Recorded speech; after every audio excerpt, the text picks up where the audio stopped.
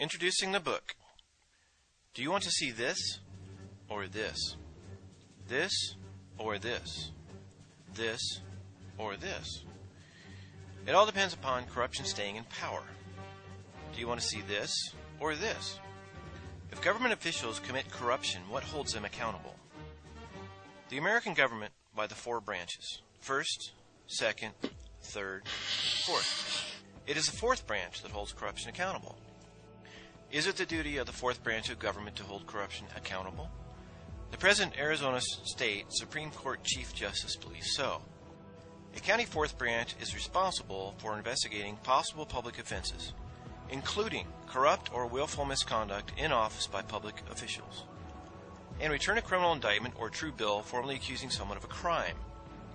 The powers and duties of the state fourth branch are similar to those of the county fourth branch, except they extend statewide. 9 out of 10 Americans are probably wondering, do we have a fourth branch of government? Yes. Maybe you are requiring, show me what the fourth branch has done. The fourth branch has held to account these top government officials: the Watergate boys and Nixon, former governor of Illinois, Rod Blagojevich, former U.S. House Majority Leader, Tom DeLay. A further list is provided courtesy of the fourth branch. County-level accountability. A district attorney. There, the fourth branch turned a prosecutor into a defendant. And many other county officials have been held to account by the fourth branch. State-level examples. Federal-level examples.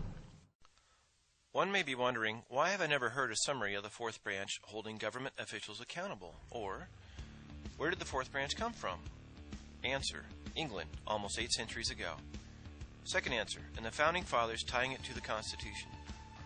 What do attorneys say about the fourth branch? Attorney Leo D'Onofrio of New Jersey coined the phrase, the fourth branch. Distinguished professor of law Susan Brenner also confirms the fourth branch as the fourth branch. Again, some will ask, why have I never heard of the fourth branch? Answer: for corruption to expand, the knowledge of the fourth branch must be suppressed.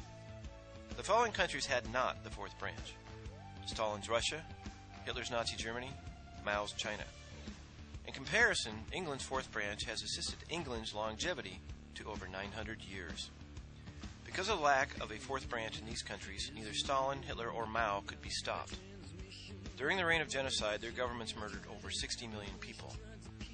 In America, the fourth branch held not just Nixon, but other presidents to account: Jackson, Johnson, and Clinton.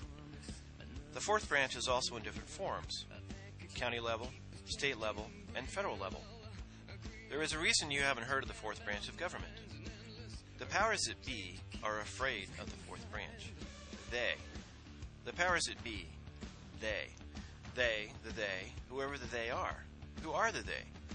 You can fill in the blank. Corrupt government officials, elected officials, congressmen, corporations, etc. They are afraid of the fourth branch because it will put them and their minions in jail. The fourth branch is 796 years old, tied to the U.S. Constitution, affirmed by the U.S. Supreme Court in over a dozen court cases, and they can't get rid of it. The only thing they can do is perpetrate ignorance upon the American people, and they have done this very well.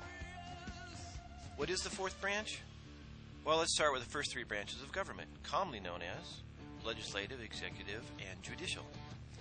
But practically these days, the three branches of government are Larry, Moe, and Curly, made this way by the two main political parties of Laurel and Hardy. Entering the fourth branch is the grand jury, as necessary to investigate and hold accountable the corruption picking our pockets, holding to account corruption within any of the other three branches. When we the people learn of the power of the grand jury, or the fourth branch, they will be afraid of this. Why should they be afraid? They commit corruption, lie, cheat, and steal to get into power. How else did a governor, a president, a House Majority Leader, and a New York State Supreme Court Justice get caught? What about socialists? Do they commit corruption? Who wrote, "The ends justify the means"? Socialist Saul Alinsky. This is his book, Rules for Radicals. The grand jury is very powerful, has and will continue to thwart corruption. In summary, the grand jury pierces the silence of witnesses that witness corruption, issues subpoenas up the chain of command, accumulates evidence, and issues an indictment. That is why they, in their fear of it, have perpetrated ignorance. Hands-on approach. Anyone can file a complaint with a grand jury. There are many avenues within a jurisdiction. There are many jurisdictions in which to file a complaint. For example, a federal attorney must inform the special federal grand jury of a complaint received. The word in section 3332 is shall. Not might, not could, not good idea, but shall inform the grand jury of the complaint submitted. Notice the type of grand jury indicting Governor Blagojevich. The Founding Fathers knew full well of this power. Thomas Jefferson said this: I consider trial by jury as the only anchor ever yet imagined by man by which a government can be held to the principles of its constitution. However, this knowledge has faded. Do you want to see this or this? Do you want to see this or this? Corruption and the powers that be do not want you to see this book. They are afraid you will learn of the power of the grand jury. They are afraid you will file a complaint. They are afraid the grand jury will issue an indictment yielding an arrest warrant.